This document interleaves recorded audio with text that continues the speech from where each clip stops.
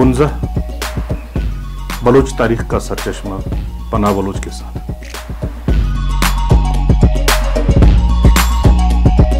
बलूचिस्तान रंग के प्रोग्राम बुनजा में खुशामदीद। आज हमारा मौजूए बहस है बलूच औरत कल और आज। बलूचिस्तान की सरजमीन जो तहजीबों की इमाम है, मेहरगढ़ से लेकर सुतकगाह ढोर तक कदम कदम तक फैले हुए तहजीबी आसार बताते हैं कि वो अनन्नी, निन्नी, नन्ना, अफरुदायती, नानी, शाला व दीगर नामों से यहाँ पर पूजी जाती थी।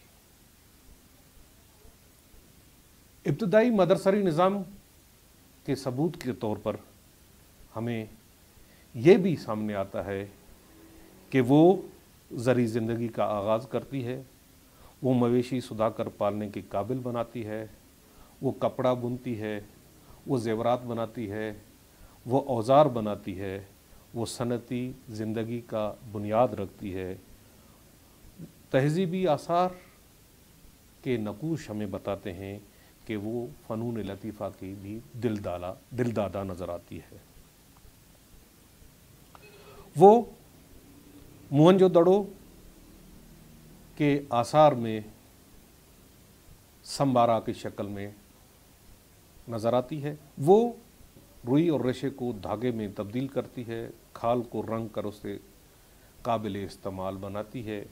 ये तो थे इब्तदाई ज़िंदगी के आसार जो बलूचिस्तान के मुख्तलिफ़ कोनों कोनों में अगर हम देखते हैं तो हमें यही चीज़ें नज़र आती हैं कि तहज़ीब के बुनियाद में बलूच औरत ने बहुत बड़ा अहम किरदार अदा किया है।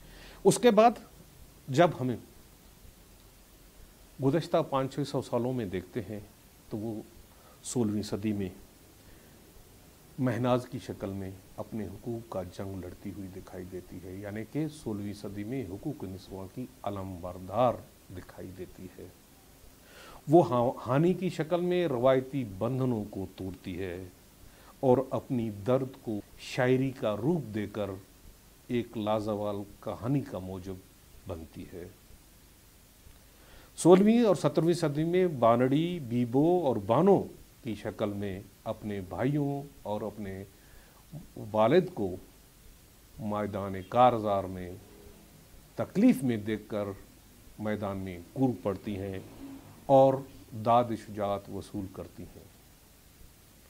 वो 18वीं सदी में गिरानाज की शक्ल में रवायतों की पासदारी करती है। वो 18वीं सदी में छागुली की शक्ल में वाली लसबेला की वाली बनती है और वहाँ पर ज़री इंकलाब लाने की कोशिश करती है। और फिर कहा जाता है कि जहाँ पर छागुली हो तो वहाँ पर मर्द का क्या। वो सीमक की शक्ल में कोहे वफा की शक्ल अख्तियार करती है। 20वीं सदी में गुल बीबी की शक्ल में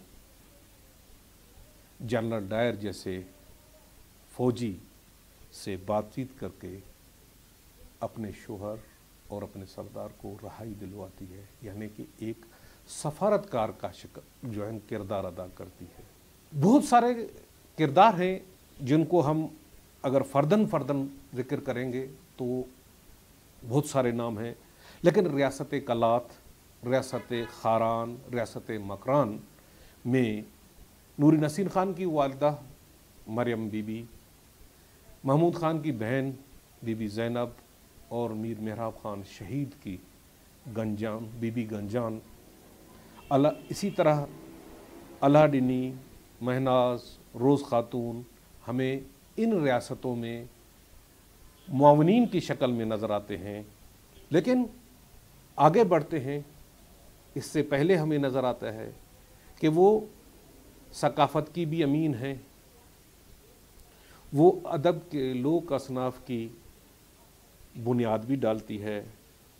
डॉक्टर शाह मोहम्मद मरी कहते हैं कि बलोच औरत सकाफ़त की ईमानदार तरीन अमानतदार है, وہ ہمارے زبان کی جفاکش محافظہ اور چرواہن ہے، کشیدہ کاری کی ایک ایک نمونہ بچا کر رکھتی ہے، چٹائی کے ایک ایک ہنر کو بقا بخشتی ہے، وہ زبان کا ایک ایک محاورہ ایک ایک مصرع سنبھال کر رکھتی ہے، قالین میں ایک ایک رنگ توازن سے چنتی ہے، اپنے پیارے کی ٹوپی پر بلوچیت یعنی کہ انسانیت پروتی ہے، ڈیہی، لیلڑی، موتک، ہالو جیسی اصناف میں ثقافت ٹانگتی ہے، گھومر دریس نامی رقص میں پورا معاشرہ سموتی رہتی ہے، دستین، پادین، توخ، بول، پھلی اور چند انار کی عمارت اور سخاوت کا اظہار کرتی ہے۔ تو بلوچ عورت نے ادبی حساب سے میں تو یہ کہوں گا کہ لوک ادب کے تمام اصناف کی موجب وہ ہے۔ اس کے علاوہ بلوچستان میں بلوچ عورت نے ادب میں بہت بڑا کردار ادا کیا ہے۔ ان کے ابتدائی ناموں میں اور آج تک جو چند نمایاں نام ہیں، ویسے تو سینکڑوں نام ہیں، چند نمایاں نام میں لوں گا، بانو الدشتیاری ہو، این دشتی، گوہر ملک، تاج بانو، آمنہ یوسف، طاہرہ احساس جتک، صبیحہ کریم، نوشین کمرانی، امبرین مینگل، حمیرہ صدف حسنی، زاہدہ رئیسی، اندلیب گجکی، زین القلاچی، عظمیٰ قادری، آمنہ پناہ، ڈاکٹر سمیع پرواز سمیت انگنت خواتین آج بھی ادب کے شعبے میں اپنا کردار ادا کرتی ہیں۔ بلوچ عورت اسمبلی میں ہو تو وہاں پر اپنا آواز اٹھانے کی کوشش کرتی ہے، وہ جب سیاست کے میدان میں ہو تو اپنے پیاروں کے لیے مسلسل جدوجہد کرتی ہے، ہزاروں میل سفر کرتی ہے، علم کی شمع روشن کرنے کے لیے تیزاب گردی، دہشت گردی، کیمیکل گردی، غنڈہ گردی کا سامنا کرتی ہے۔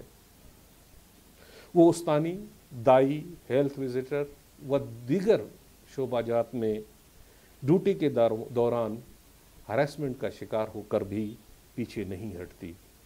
بلوچ عورت آج بھی اپنا بھرپور کردار ادا کرنے کی کوشش کرتی ہے، لیکن چاروں اور جس طرح کا سماج، جس طرح کی رکاوٹیں ہیں، اس کے باوجود وہ جس عزم کے ساتھ آگے بڑھ رہی ہے، اور مجھے یقین ہے کہ وہ اپنا وہی اننی، ننا، نانی، شالا والی کردار نبھاتی ہی رہے گی۔ بلوچ عورت کی 16ویں صدی کی جو حقوق نسواں کی علمبردار مہناز کی اس شعر کے ساتھ میں اس پروگرام کو وائنڈ اپ کروں گا۔ 16ویں صدی کی شاعرہ کہتی ہے کہ میں انجیر کے چوڑے پتوں والا وہ درخت ہوں جو تنگ گھاٹیوں اور پانی کے گہرے گڑھوں کے کنارے اگتی ہے۔ میں چٹانوں اور ناقابل عبور گھاٹیوں کا وہ سربلند پیڑ ہوں کہ جنوب کی تند و تیز ہوائیں جب چلتی ہیں تو اکثر درختوں کا سر جھکا دیتی ہیں، لیکن میرا سر اب تک کوئی ہوا جھکا نہیں سکی ہے، اور نہ ہی کوئی بارش میرے تنے کو تر کر سکی ہے۔ اور آج کی بلوچ عورت بھی اسی عزم کے ساتھ آگے بڑھ رہی ہے۔ اگلے پروگرام میں کسی اور موضوع کے ساتھ آپ کے ساتھ سامنے ہوں گے۔ خدا حافظ۔